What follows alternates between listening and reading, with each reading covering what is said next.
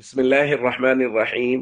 عن أبي موسى رضي الله تعالى عنه قال قال رسول الله صلى الله تعالى عليه وسلم من صلى البردين دخل الجنة. رواه البخاری. نبی کریم صلی اللہ علیہ وسلم نے ارشاد فرمایا، جس شخص نے ٹھنڈے وقت کی دو نمازیں وقت پر پڑھی وہ جنت میں داخل ہوگا۔ دوستو، یہاں بردین یعنی ٹھنڈے وقت کی دو نمازوں سے مراد فجر اور عصر کی نماز ہے، اور اس کی دلیل صحیح مسلم کی وہ روایت ہے۔ نبی کریم صلی اللہ علیہ وسلم نے فرمایا، لن یلج النار احد صلی قبل طلوع الشمس وقبل غروبها یعنی الفجر والعصر، کہ جہنم میں ایسا شخص قطعاً داخل نہیں ہوگا جو سورج طلوع ہونے سے پہلے اور غروب ہونے سے پہلے نماز پڑھتا ہو، یعنی فجر اور عصر کی نماز پڑھتا ہو۔ دوستو، اس روایت میں جہاں فجر اور عصر کی اہمیت معلوم ہو رہی ہے، وہاں یہ مسئلہ بھی ہمیں معلوم ہو رہا ہے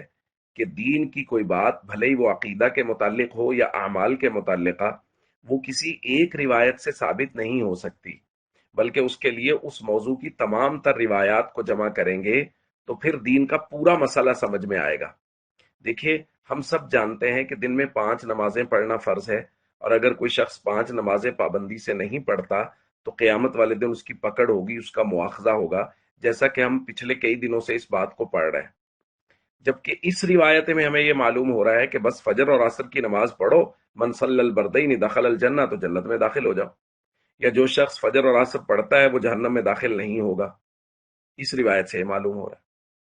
اب ہمیں کیا کرنا ہے؟ ہمیں دین کے مسائل کو اس موضوع کی تمام روایات کو جمع کر کے سیکھنا ہے۔ اس روایت میں تو نبی کریم صلی اللہ علیہ وسلم فجر اور عصر کی اہمیت بیان فرما رہے ہیں، یہ ایک الگ سے اہمیت بیان کی جا رہی ہے، یہ پورا مسئلہ نہیں ہے، سمجھ لیجئے۔ آج کل مسئلہ یہ ہے کہ ہم لوگ بجائے مستند علماء کے، ہم ان لوگوں کے پیچھے لگ گئے ہیں جنہوں نے چند احادیث کے ترجمے یاد کر لیے ہیں، اور وہ سوشل میڈیا پہ مذہبی اور دینی اسکالرز بن کے بیٹھ گئے ہیں۔ وہ ایک روایت کو لوگوں کے سامنے پڑھتے ہیں، انٹرنیشنل نمبرنگ کے مطابق بیان کرنے کی کوشش کرتے ہیں، اور اس کا غلط سلط مطلب بیان کر دیں۔ دیکھیں جی، حدیث میں تو ایسے ہی، اب کوئی آدمی اگر گمراہ کرنے کی کوشش کرے اور وہ کہے کہ حضور فرما رہے ہیں جو فجر اور عصر کی نماز پڑھتا ہے وہ جنت میں جائے گا، تو باقی نمازیں پڑھنے کی کیا ضرورت ہے؟ تو دیکھیں، بات تو اس کی صحیح لگے گی آپ کو کہ جی دیکھیں، انٹرنیشنل نمبرنگ کے مطابق صحیح بخاری حدیث نمبر 574 میں یہ بالکل مضمون موجود ہے۔ لیکن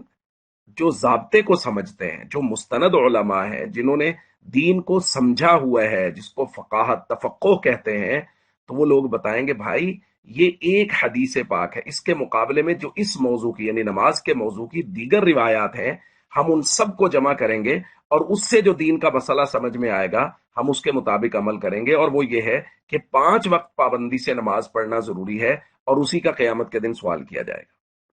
اس لیے بھائی، یہ جو سوشل میڈیا پہ اسکالرز بنے بیٹھے ہیں، ان سے اپنے آپ کو بچائیں، اور پورا مسئلہ سمجھنے کے لیے مستند علماء سے مسائل کو پوچھیں، ان سے سمجھیں، تاکہ ہم دنیا اور آخرت میں صحیح دین پر چل رہے ہوں، اور ہم قیامت کے روز مستند لوگوں کے ساتھ، جن کو اللہ نے دین کا فہم دیا ہے، پورا فہم دیا ہے، ہمارا ان کے ساتھ حشر ہو۔